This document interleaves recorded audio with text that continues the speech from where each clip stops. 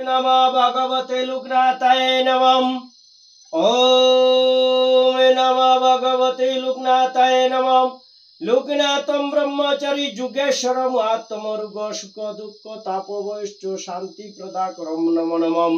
जदा जदाई जमैश्य ग्लानि भवति भारत ऐक्य कामनांग धर्मस्य तदत्तनांगे सृजना अहम्मम।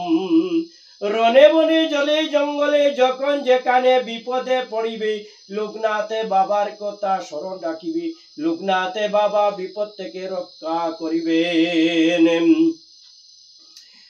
ओम नमो भगवते लोकनाथाय नमः। नवम अध्याय महाप्रयागे। आज लोकनाथ ब्रह्मचारी महाप्रयाग दिवस उपलक्षे आमरा महाप्रयागे सम्बन्धे आलोचना करिब। हे भक्तबृंद आपनारा देखिबेन। यदि এই ভিডিও আপনাদের ভালো লাগে লোকনাথ বাবার নামে তে একটু লাইক করে দিবেন। আজকে লোকনাথ বাবার মহাপ্রয়াগ দিবস 1137 সনের পুণ্য লগ্নে বাবা লোকনাথ এই জগতে আগমন করেছিলেন। 1147 সনে দেহত্যাগ করে গুরু ভগবান গাঙ্গুলির সঙ্গে সাধন পথের যাত্রা শুরু করেছিলেন। তারপর দীর্ঘ 123 বছর বহু পাহাড় পর্বত জঙ্গল হিমালয় তপস্যা করে সিদ্ধি লাভ করে 1270 সনে লোক কল্যাণ হেতু নিম্ন ভূমিতে অবতরণ করে বারাদি আশ্রমে অবস্থান করেছিলেন।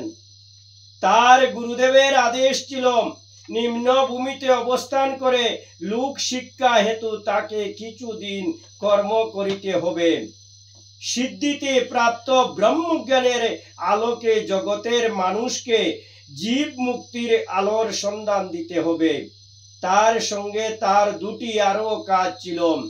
প্রথম কাজ উপনয়নের দিন গর্ভধারিণী মা কমলার কাছে দেওয়া প্রতিজ্ঞা পালন করা ও দ্বিতীয় কাজ গুরু ভগবান গাঙ্গুলিকে পরজন্মে ভক্তি ও কর্মযুগের শিক্ষার মাধ্যমে মোক্ষ প্রাপ্তিতে উপযুক্ত করা।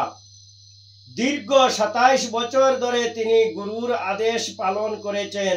মা কমলা পরজন্মে গোয়ালিনী মা রূপে বারাদিতে লোকনাথ বাবার কাছে পেয়েছেন। রামকুমার রূপী ভগবান গাঙ্গুলিকে গোপনে তিনি ভক্তি ও কর্মযুগের শিক্ষার মাধ্যমে ও তার ব্রহ্ম শক্তি রামকুমারের মধ্যে সঞ্চারের মাধ্যমে তাকে তিনি মোক্ষ লাভের উপযুক্ত স্তরে পৌঁছে দিয়েছিলেন। দীর্ঘ প্রায় 27 বছর ধরে তিনি নানাবিধি লোক কল্যাণ কার্যে নিজেকে নিয়োজিত করেছেন এবং লোক শিক্ষা হেতু আরো কিছু যোগী পুরুষ তৈরি করেছেন। যখন তিনি বুঝতে পেরেছেন যে তার গুরুদেবের সাধনা মোক্ষ লাভের স্তরে পৌঁছে গেছে তখন তার মন আর এই জগতে থাকতে চাইছিল না। তার পঞ্চভূত দেহ থেকে তার পূর্ণ ব্রহ্ম রূপে গণ গণ তখন বেরিয়ে যেত।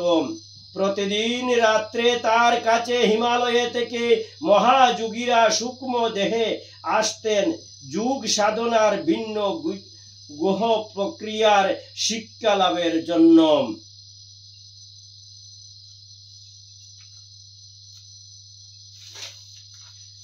তার যুগ জীবন ছিল যুগ শিক্ষা বা যুগ সাধনার এক প্রকৃষ্ট দৃষ্টান্ত বা সেই সময় বা আজও তিনি বিরল। বারাদিতে এই কথা শোনা যায় যে একদিন রাত্রে চতুর্যুগে অমর অশ্বত্থমা তার সঙ্গে সাক্ষাৎ করতে এসেছিলেন।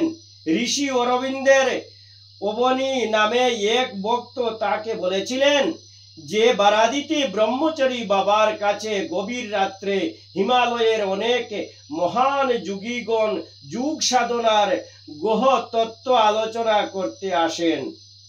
একজন পূর্ণ ব্রহ্ম মহাপুরুষ রূপে তার অবস্থানের যথার্থ তিনি সেই সময় উপভোগ করতেন। কিন্তু বারাদি আশ্রমে সারাদিন অগণিত ভক্ত আসত কেবল সংসারের দুঃখ কষ্ট রোগ নিবারণের আর্জি নিয়ে। জীব মুক্তির সন্ধান পেতে খুব কম লোকই তার কাছে আসত। এই সমস্ত স্বার্থনিশী ভক্তের আর্জি শুনতে শুনতে তিনি ক্লান্ত হয়ে গিয়েছিলেন এবং তার মন আর এই জগতে থাকতে চাইছিল না। তিনি এই সময় কোনো ভক্তকে বলতেন, আমি ইচ্ছা করলে আমার এই দেহে অনন্তকাল বেঁচে থাকতে পারি, কিন্তু দেহটি জীর্ণ হয়ে পড়েছে, এ দেহ এখন ত্যাগ করতে হবে। একদিন তিনি সমবেত ভক্তগণকে বললেন, আমি যুগ বলে দেহত্যাগ করব।